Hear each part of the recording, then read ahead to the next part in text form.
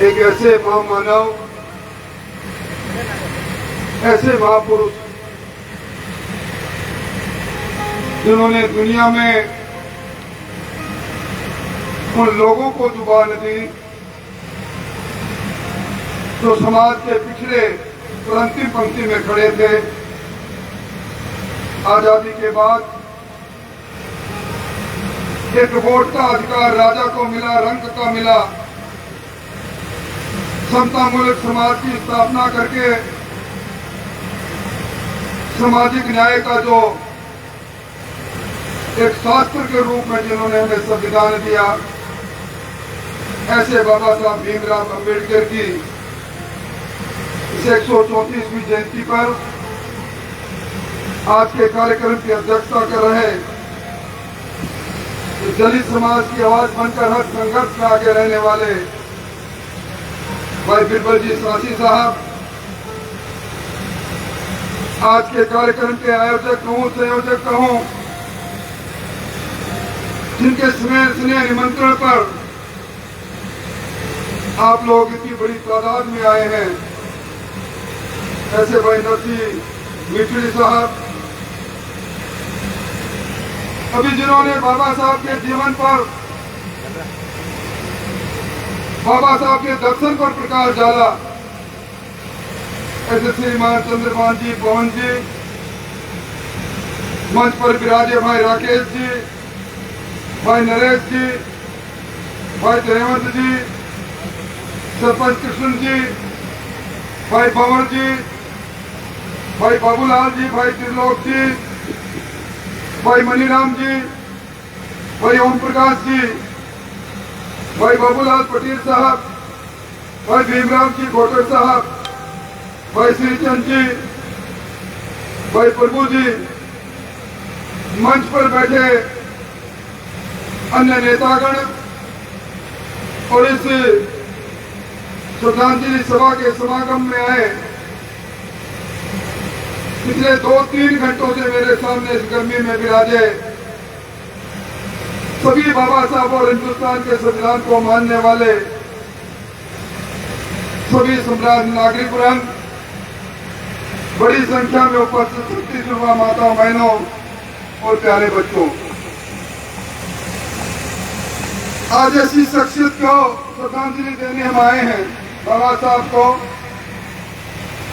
मैं मेरी बात प्रारंभ करूं उससे पहले मैं पिंटू जी को, जिनका गीत अभी मैं सुन रहा था, शेर सुरमा बात करें हैं समाज की, उनको भी मैं धन्यवाद दूंगा।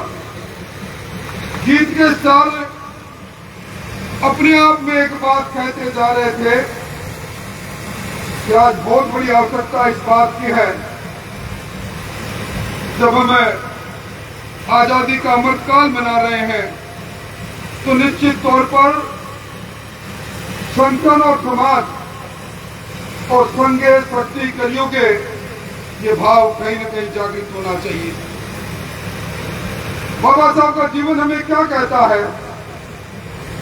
आज उनको हमें दुनिया के सबसे विख्यात अर्थशास्त्री के रूप में भी याद करते हैं, कानून विज्ञ के रूप में भी याद करते हैं, समाज सुधारक के रूप में भी याद करते हैं और सामाजिक न्याय के दूत के रूप में भी याद करते हैं।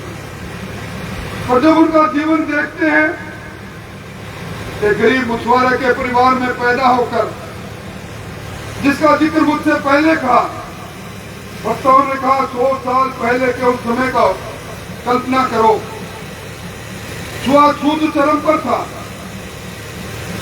स्कूल में पढ़ना भी उनके लिए दुर्भर था, स्ट्रीट लाइट जिसको आजकल हम कहते हैं, सड़कों पर जो लाइट लगती थी उसके नीचे पढ़कर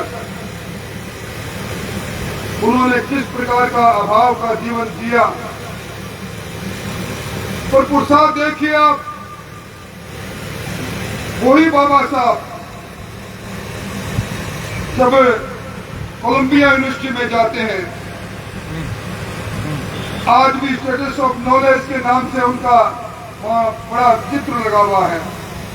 लंदन स्कूल ऑफ इकोनॉमिक्स में जाते हैं, डॉक्टरेट प्राप्त करते हैं, देश विदेश की 32 डिग्रियां लेते हैं और उसके बाद जब हमारे मुल्क में लौटते हैं तो संविधान, जिस संविधान को 2 साल और 11 महीने 18 दिन की मेहनत करके उन्होंने दिया, आज दुनिया में लोकतंत्र की जननी कहती है, मदर ऑफ डेमोक्रेसी कहती है। इसलिए कहती है हमारे संविधान में समता मूलक समाज की स्थापना, सबको बराबरी का हक, हमारे मौलिक अधिकार और सरकारें शासन करें तो उनकी नीति और निर्देशक तत्व क्या हो, उनके बारे में बाबा साहब ने उस उल्लेख किया। कोई कल्पना कर सकता है उस समय के हालात को देखते हुए आज दलित का बेटा पीछे पंक्ति में खड़ा व्यक्ति, उसको भी समान रूप से ऐसा खेल का मैदान मिले कि वो भी अपने कौशल को दिखा सके, अपने कुशाग्र बुद्धि और मेहनत से आगे बढ़ सके। आरक्षण की उस बात को उस समय बाबा साहब ने सोचा। वे पिछले दिनों चुनाव हुए थे लोकसभा के, कई मंचों से एक बात कही गई कि अगर भारतीय जनता पार्टी जो नारा दे रही है 400 पार, अगर 400 पार हो गई, 400 सीटें आ गई तो संविधान बदल देंगे, आरक्षण समाप्त कर देंगे। हम मंचों पर खड़े होकर कहा करते थे ये नैरेटिव जो बोले लोगों को फिर ठगने का काम है, जिनको कभी गरीबी हटाओ का नारा देकर इसी पार्टी ने ठगा था। उस समय मैंने कहा था कि आप बात करो, जब अटल बिहारी वाजपेयी देश के प्रधानमंत्री थे, 81वां संशोधन में हमारे संविधान में हुआ था, उस 81वें संशोधन के माध्यम से 10 वर्ष के लिए उस वक्त भी हमारे अनुसूचित जनजाति के विधानसभा और लोकसभा में आरक्षण की बढ़ती हुई थी। उसी समय नौकरियों में आरक्षण तो था, योग्य व्यक्ति नहीं मिला, पोस्ट समाप्त हो जाती थी। बैकलॉग लागू करने का काम भी अगर किसी ने किया तो वो भी संविधान में संशोधन के माध्यम से अटल बिहारी वाजपेयी ने किया। और उसी समय 6ठी कक्षा 6 साल से लेकर 14 साल तक का जो अधिकार संविधान में, मुफ्त शिक्षा का अधिकार, गरीब को अधिकार मिले, गरीब का बच्चा भी पढ़े, जो लागू नहीं हुआ था, समग्र शिक्षा अभियान चालू करके अटल जी ने उसका मार्ग भी प्रशस्त किया था। मोदी जी ने 104वें संशोधन के माध्यम से हमारे SC ST के भाइयों का उस समय आरक्षण बढ़ाने की बात कही थी और उस समय कोई बात समझ में नहीं आती। भाइयों, आज कई जगह पर देश और दुनिया में बाबा साहब को याद करते हैं।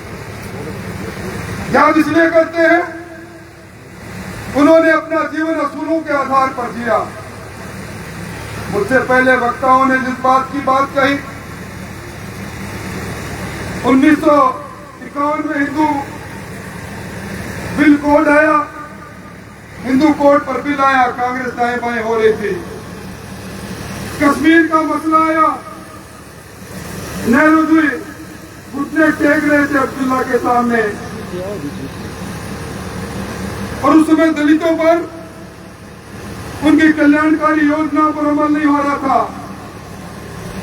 हमारी विदेश नीति देश के मान और सम्मान के अनुकूल नहीं थी। बाबा साहब ने कानून मंत्री को उस पद पर ठोकर मारकर अपने असूलों पर चलने का फैसला किया। आज ये कांग्रेस के लोग बड़ी बड़ी बातें करते हैं। 1952 का चुनाव बाबा साहब को 73,000 से ज्यादा मतों को खारिज करके हराने का पाप किया तो कांग्रेस पार्टी ने किया। और उसके बाद 1954 में भंडारा का चुनाव, और उस चुनाव के बाद में नेहरू जी पत्र लिखते हैं एडविना माउंटबेटन को। हमारा ध्येय था अंबेडकर लोकसभा में नहीं जाए, हमने उसको रोकने के सारे प्रबंध कर लिए। ऐसे लोग और उनकी पार्टी आजकल बाबा साहब के नाम पर, आरक्षण के नाम पर लोगों को गुमराह करने की बात करती है। समानता का अधिकार, स्वतंत्रता का अधिकार, मैं किन का जिक्र करूं, पर मैं ये बात भी कहना चाहता हूं, बाबा साहब ने सबसे बड़ा संविधान लिख डाला। दुनिया का सबसे बड़ा लिखित संविधान को जीर्णोद्धार हम कर रहे हैं। उसी संविधान से हम शासित हैं। आज उस संविधान का मान सम्मान कितना है? पड़ोस में पाकिस्तान को देख लो, सैनिक शासन कब स्थापित हो जाए मालूम नहीं। बांग्लादेश को देख लो, लंका को देख लो, वहां संविधान निर्माताओं ने जो संविधान उन मुल्कों के लिए बनाया था उसमें कमियां खामियां ऐसी छोड़ दी थी, आज उनके नाव डगमगा रही है। परंतु हमारा लोकतंत्र अब लगातार आगे बढ़ता जा रहा है। हम आजादी के अमृत महोत्सव मना रहे हैं। बाबा साहब के देहांत के बाद में दिल्ली में उन्हें उनका स्मारक बने नहीं जाए, उनके अनुयायी देश की राजधानी में आ नहीं जाए, उनका संस्कार दिल्ली में नहीं होने दिया। दिल्ली में उनका स्मारक नहीं, नेहरू जी का स्मारक बना, इंदिरा जी का स्मारक बना, हमारे प्रधानमंत्री से बनना चाहिए, राजीव जी का बना, संजय जी का बना, और बाबा साहब का नहीं बना। भारत रत्न की बात आई, राहुल गांधी जी ने अपने ही शासनकाल में भारत रत्न ले लिया, खुद ही ले लिया। प्रधानमंत्री खुद इंदिरा जी ने अपने शासन में ले लिया। बाबा साहब की बात आई तो भारत रत्न ने, इस व्यक्ति ने दलित समाज को बोलने का अधिकार दिया। भारत रत्न उसको तब मिलता है 1990 में, जो वीपी सिंह जी प्रधानमंत्री बनते हैं, अटल बिहारी वाजपेयी उनका प्रस्ताव रखते हैं। आज उस समय की बात मैं कहना चाहता हूं, जब यूपीए की सरकार थी, 11वीं कक्षा में एनसीईआरटी में बाबा साहब का कार्टून छापने का पाप भी उन्होंने किया। भाई आज देखिए 26 नवंबर का दिन आता है, पूरे देश में संविधान दिवस मनता है। हर शहर के अंदर, हर गांव में, हर नगर में, हर नगर में संविधान निर्माता के रूप में बाबा साहब को याद किया जाता है। आज भीम ऐप सबसे ज्यादा ट्रांजैक्शन अगर कहीं हो रहा है तो भीम ऐप पर हो रहा है। आज जब 125वीं जयंती थी बाबा साहब की, यूएनओ में मोदी जी ने प्रस्ताव दिया, 125 देशों ने हमारे मुल्क के अलावा उनकी जयंती मनाने का काम किया। पंचतीर्थों के रूप में उनका जन्मस्थल हो, उनकी शिक्षा जहां हुई वहां की बात हो, उनकी दीक्षा जहां हुई वहां की बात हो, उनका निर्वाण जहां हो वहां की बात हो। उन्होंने बुद्ध धर्म स्वीकार किया, वहां की बात हो। आज पंचतीर्थों के रूप में हिंदुस्तान में उनके कर्तृत्व को याद करने के लिए इस सरकार ने पंचतीर्थों का निर्माण किया।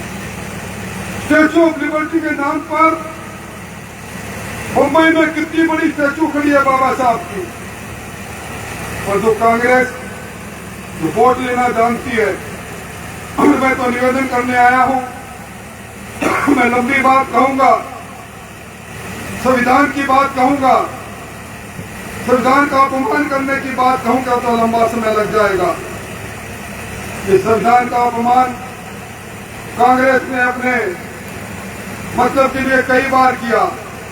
आप याद करो, जब 38वां संशोधन हुआ था संविधान में, तो आपातकाल को विरोध करने का काम उपाप कांग्रेस ने किया, जब लोकशाही पर राजशाही के बादल गहराए थे। तो एक संशोधन और इन्होंने किया, 39वां संशोधन किया। इलाहाबाद में प्रधानमंत्री इंदिरा गांधी का चुनाव को अवैध घोषित कर दिया। पर संविधान में संशोधन करके उन्होंने कहा प्रधानमंत्री का चुनाव कोई अवैध घोषित नहीं कर सकता, राष्ट्रपति का उपराष्ट्रपति का नहीं कर सकता। ऐसे समय में हमारे संविधान के साथ जिन्होंने खिलवाड़ किया, और नेहरू जी ने तो देश के मुख्यमंत्रियों को पत्र लिखा था आरक्षण के विरुद्ध में। राजीव गांधी ने लोकसभा में आरक्षण की बात को लेकर कहा था ये मूर्खों को बढ़ावा देने वाले लोग हैं। आज वो लोग संविधान में संशोधन के नाम पर वोट काटने की बात करते हैं। मैं कोई लंबी बात नहीं कहूंगा, पर ये जरूर कहूंगा, बाबा साहब ने हमें एक समतामूलक समाज की स्थापना करने का अधिकार दिया। मोदी जी ने उस अधिकार को दुनिया के सामने ले जाकर रखा। 104वें संशोधन के माध्यम से ST के उस अधिकार को, जो आरक्षण का अधिकार था विधानसभा में, उसको आगे बढ़ाया। और अब तो वो समय आ गया जब हमारी महिलाओं को भी आने वाली विधानसभा लोकसभा के अंदर आरक्षण मिलेगा। मेरे सामने बैठी बहन बेटियों को भी मिलेगा। मैं आपसे इस मौके पर यही कहने आया हूं कि अब गांव की सरकार बनाने का वक्त आ रहा है। पुनर्सीमांकन का काम अब लगभग पूरा होने जा रहा है। गांव की सरकार बनाने में वक्त में ये जरूर ध्यान रखना, गांव में कौन ऐसे लोग हैं जो आपका शोषण करते हैं। गांव में कौन ऐसे लोग हैं जो आपके खेत खलियान और आपकी मेड़ पर कब्जा करना चाहते हैं। गांव में कौन ऐसे लोग हैं जो आपको हे की दृष्टि से देखते हैं। ऐसे कौन से लोग हैं जिनके लिए पार्टी कुछ नहीं, अपना ही सब कुछ है। ऐसे लोगों को शिकस्त देने के लिए आप सब लोगों को सोचना चाहिए। और तारानगर में भीमराव अंबेडकर की प्रतिमा स्थल का सौंदर्यीकरण करने के लिए मैं कोशिश करूंगा। मैं नगर पालिका के अधिकारियों से बात करूंगा। और आपके यहाँ छात्रावास में 2 कमरे बने, कैसे बने कैसे नहीं बने, इस पर मेरी जिम्मेवारी है। आपके छात्रावास में 2 कमरे भी बनेंगे। और भीमराव अंबेडकर जी को जो प्रतिमा लगी है चौराहे पर, उसका सुंदरीकरण भी करवाएंगे। आपसे तो अंत में एक ही बात कहूंगा, बाबा साहब ने कहा था शिक्षित बनो, आप शिक्षित बन गए। बाबा साहब ने कहा संतुलित हो, बस वो संतन की कमी मुझे दिखाई देती है। जब कभी भी मौका आता है, लोग आपकी भावनाओं का और आपके कमजोर नसों पर हाथ देकर और नारा देकर हम आप हमारे आप को गुमराह कर देते हैं। संघर्ष करने के वक्त में आज आपके अधिकारों का जब हनन होता है, कौन आपके साथ खड़ा होता है, इस पर आपकी नजर जरूर रहनी चाहिए। मैं नरसिंह जी आपको, आपकी पूरी टीम को किन शब्दों में धन्यवाद दूं। बाबा साहब को स्मरण करके आपने लोकतंत्र के उस स्तंभ को, उस लोकतंत्र को मानने वाले लोगों को एक तरह से सशक्त करने का काम किया। बाबा साहब एक समाज के नहीं, बाबा साहब सर्व समाज के हैं। बाबा साहब हमारा गौरव है, हमारा मान है, हमारा अभिमान है। आपने हमारे मान अभिमान के प्रतीक बाबा साहब को याद करने के लिए श्रद्धांजलि सभा का आयोजन किया, इस जन्म जयंती का आयोजन किया।